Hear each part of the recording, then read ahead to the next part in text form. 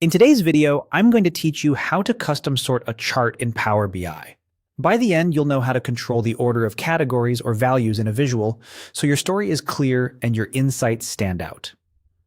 We'll go from opening your report, to selecting the right sort field, to choosing ascending or descending order with practical tips along the way.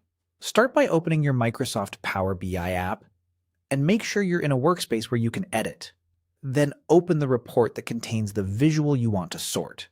If you're working with an important file, it's always a good idea to save a copy before making changes, just in case you want to revert later. Click directly on the chart you want to reorder. You'll know it's selected when you see a border and selection handles around it. This matters because sorting is applied to the active visual only, not the entire page. Look toward the top right corner of the chart for the three dots, also called the More Options menu. Click that ellipsis to reveal commands specific to this visual.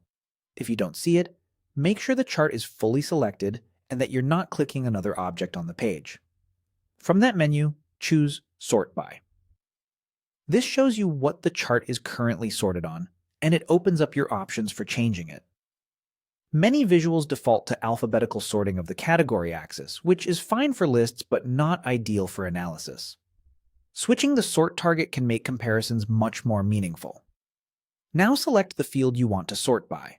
You can choose a measure, like sales or quantity, if you want to rank categories by performance, or choose a category or date field if you need a logical order. The list typically includes fields used in the visual and other relevant fields from your model. If a field you expect isn't shown, confirm that it's part of your dataset and appropriate for the visual.